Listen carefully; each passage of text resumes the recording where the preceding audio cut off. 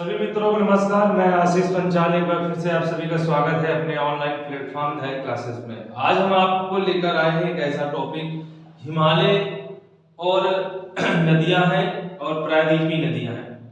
हिमालय नदियां और प्रायद्वीपीय नदियों से एक बार क्वेश्चन आ चुका है, इनकी विशेषताओं के बारे में पूछा गया है क्वेश्चन यहाँ से, तो इसलिए हम ये टॉपिक कराने वाले हैं कि हिमालय और प्रायद्वीपीय नदियों में क्या अंतर है।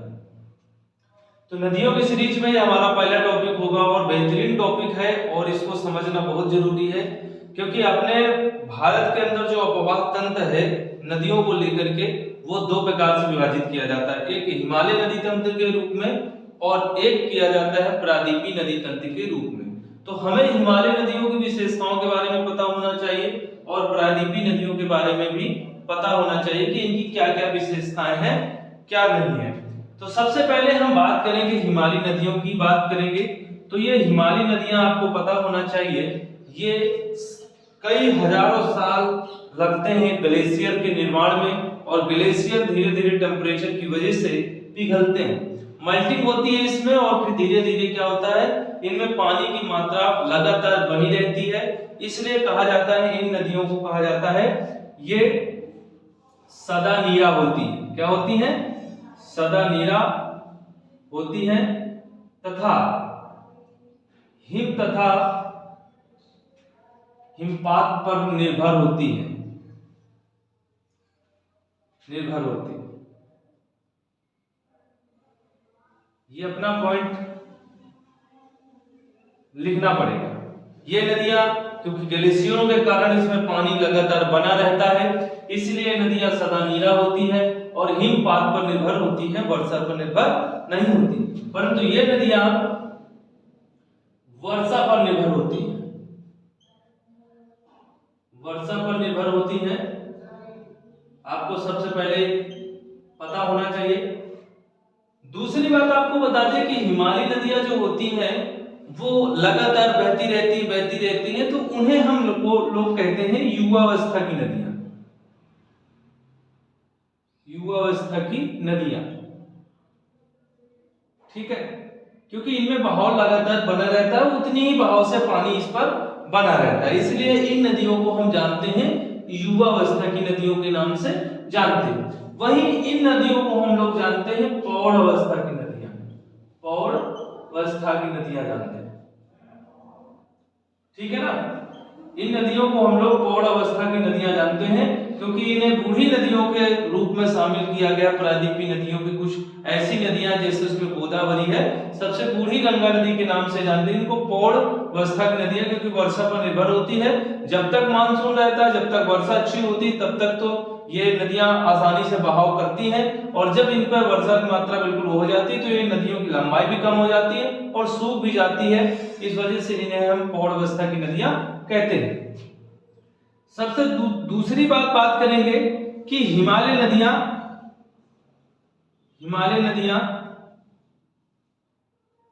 अनुवर्ती और पूर्ववर्ती नदी का उदाहरण है, पूर्ववर्ती नदी के उदाहरण में लिया जाता है, पूर्ववर्ती नदियों के उदाहरण में। ठीक है, हम हिमालय नदियों को अनुवर्ती और पूर्ववर्ती नदियों के उदाहरण में लेते हैं, मगर हम वही बात करें प्रायद्वीपीय नदियों को, तो प्रायद्वीपीय जो नदियां होती हैं वो सिर्फ केवल आपकी प्रायद्वीपीय नदियां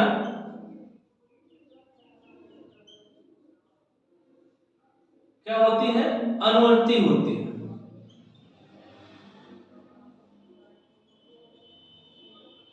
अनुवर्ती होती है।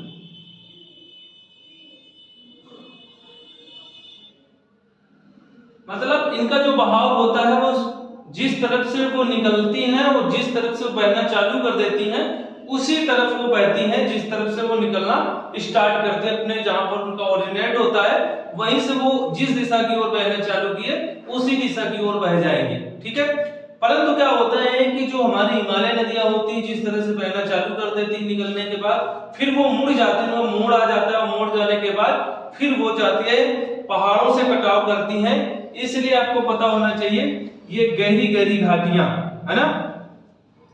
पर्वतीय क्षेत्र में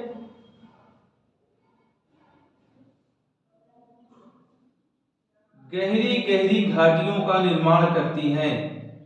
गहरी गहरी घाटियों का निर्माण कौन करती हैं? ये हिमालय नदियां। जब ये हिमालय नदियां पूर्ववर्ती हो जाती हैं, उल्टा हो जाती है, चलती हैं, जहां से निकलती हैं उस तरफ से फिर मुड़ जाती हैं, और मुड़ने के उपरांत क्या होता है, जब ये नदियां बहाव करती हैं तो बड़े बड़े पत्थर, बड़े बड़े शिलखंडों को जब ये काटती हैं और उनमें बड़े बड़े गहरी गहरी घाटियां बनाती हैं। उन्हीं घाटियों में हम लोग जो है बड़े बड़े डैमों का निर्माण करते हैं, ठीक है, जल विद्युत परियोजनाओं का निर्माण करते हैं। तब हम जल विद्युत परियोजनाओं का निर्माण करते हैं, परियोजनाओं का निर्माण करते हैं, आपको पता होना चाहिए, ठीक है। इसके बाद आपको एक चीज बता दे, परंतु ये मैदानी भागों में जल विद्युत परियोजनाओं का निर्माण नहीं करते, ये आपको पता होना चाहिए पॉइंट। परंतु मैदानी भागों में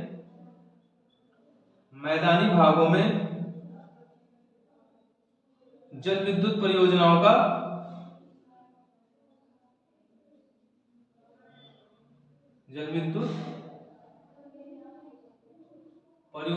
निर्माण करते हैं,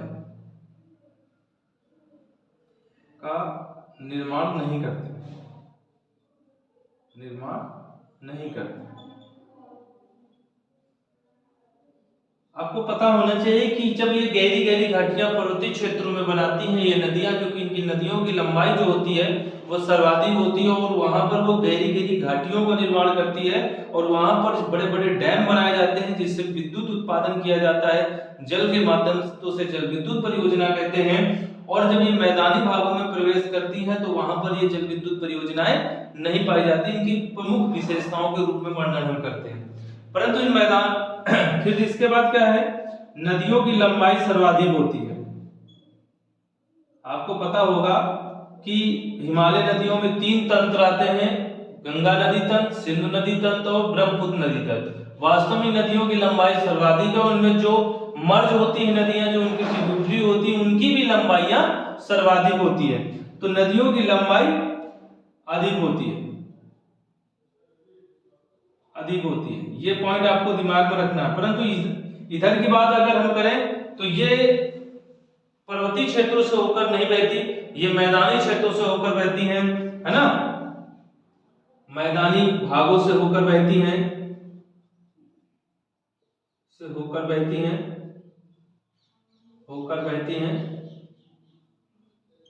और जल विद्युत परियोजनाओं का निर्माण करती है, जल विद्युत परियोजनाओं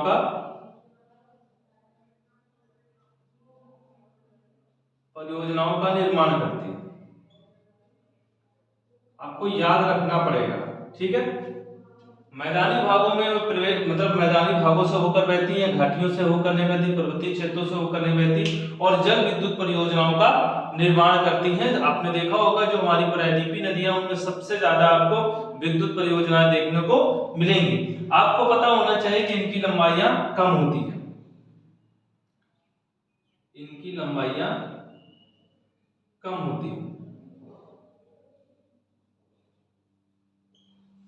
ठीक है। दूसरी बात आपको पता है कि ये जो नदियां होती हैं, जो हिमालयी नदियां होती हैं, वो मैदानी भागों में विसर्पाकार रूप धारण करती है। क्या करती हैं? मैदानी भागों में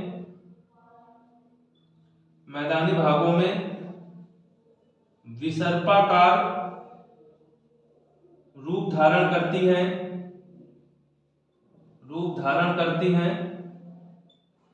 दूसरी बात, ये मार्ग भी परिवर्तित करती हैं। क्या करती हैं? मैदानी भागों में जब विसर्पा रूप धारण करती हैं तो मार्ग का भी प्रचलन होता है, और यहां तक आपको ज्यादा जो कुछ झीलें बन जाती हैं, जैसे आपने बिहार के कुछ मैदानी भागों में झील देखे हैं, गोपुर झील के उदाहरण आपको देखने को मिलते हैं, ठीक है, क्योंकि आपको कोसी नदी का ये सिस्टम देखा होगा, ये सबसे ज्यादा मार्ग परिवर्तित करने वाली नदी कहा जाता है अपने भारत के अंदर। कोसी नदी जो बाढ़ को सर्वाधिक प्रभावित करती है। तो ये मैदानी भागों में विसर्पा को धारण करती है और मार्ग का परिवर्तन करती है। ये भी पॉइंट आप लिखेंगे, ठीक है। जब आपको विशेषताओं के रूप में पूछा जाए क्वेश्चन, मार्ग परिवर्तित करती है, मार्ग सर्वाधिक परिवर्तित करती है, सर्वाधिक परिवर्तित करती है। ये पॉइंट आपको पता होना चाहिए, बिल्कुल कंफर्म होना चाहिए, क्योंकि ये क्वेश्चंस आपसे बन सकते हैं और मेंस में भी क्वेश्चंस यहाँ से बन सकता है हिमालय प्रायद्वीपीय नदियों को लेकर के। तो वहां पर भी आप यूपी पीसीएस, पीपीएससी, एमबीपी, मतलब जहां जहां पर जो है आंसर राइटिंग कराए जाते हैं पीसीएस लेवल में, वहां पर आप अगर क्वेश्चंस आपसे पूछ लिया जाए तो आप वो सारी चीजें लिख सकते हैं जो मैं आपको बता रहा हूँ, ठीक है। तो मैदानी भागों में विसर्पा का रूप धारण करती है और मार्ग का सर्वाधिक मतलब मार्ग परिवर्तित करती है, परंतु इन नदियों की लंबाई सीधी होती है। ये नदियां सीधी बहती हैं, ये नदियां सीधी बहती हैं, सीधी बहती है, सीधी बहती है। दूसरी बात आपको बता दें कि इन नदियों में सबसे इंपॉर्टेंट बात क्या है कि बड़े डेल्टा का निर्माण करती है। ये बड़े डेल्टा का निर्माण करती है, बड़े डेल्टा का निर्माण करती है।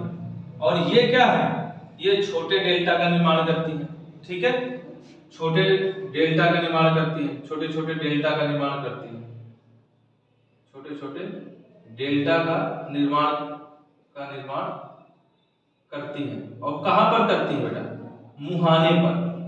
जो नदियों का मुहाना होता है जहां पर वो अपना पानी गिराती हैं, वहां पर आपको पता होना चाहिए कि जो है ये डेल्टा का निर्माण करते हैं, क्योंकि बहुत सारा डस्ट लेकर चलती हैं, बड़े मात्रा में अवसाद होते हैं उनके पास, और जाकर जहां पर पानी गिरता है उससे पहले ही नदियां कई धाराओं में बढ़ जाती है, उन्हीं को हम लोग कहते हैं डेल्टा, पंजा के रूप में बन जाता है, ठीक है। तो ये छोटे छोटे डेल्टा जैसे कृष्णा, गोदावरी, कावेरी के बीच का जो मध्य मैदानी भाग होता है मुहाने पर, वो सभी डेल्टाओं का निर्माण करते हैं।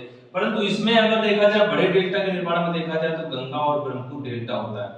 गंगा और ब्रह्मपुत्र ये पूरी दुनिया का सबसे बड़ा डेल्टा माना जाता है गंगापुत्र। ऐसे क्यों बोलते हैं, सुंदरवन डेल्टा जो पश्चिम बंगाल में हुगली और मेघना नदी के बीच का जो क्षेत्र बनता है वो एक डेल्टाई रूप में बनता है, जिसे हम लोग सुंदरवन डेल्टा या गंगा ब्रह्मपुत्र का डेल्टा बोला जाता है। तो इतनी बात आप लोगों को पूरी तरीके से कंफर्म हुई होगी। और आगे हम चलते हैं कि इसमें और भी क्वेश्चंस कुछ बन सकते हैं। जैसे बात करें कि इनका जो जलग्रहण क्षेत्र होता है, इनका मतलब अगर देखा जाए बड़े मात्रा में चलती हैं तो इनका जलग्रहण क्षेत्र बड़ा होता है।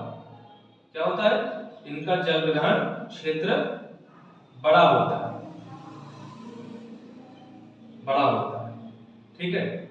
और इनका जो जलग्रहण क्षेत्र होता है वो छोटा होता है। इनका जलग्रहण क्षेत्र छोटा होता है।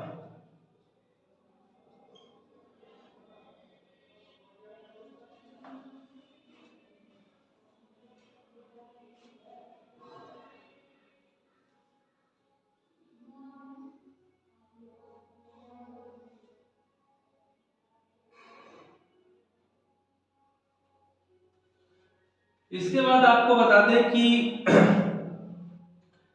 प्रायद्वीपीय नदियों में कुछ नदियां हैं जैसे नर्मदा, ताप्ती, माही, ये ज्वारी बाढ़ लाती हैं अपने मुहाने पर, ठीक है।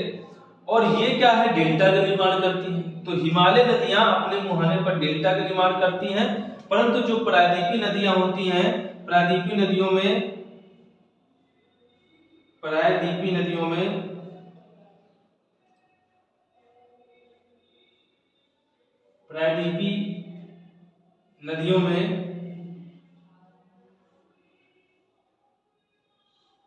नर्मदा,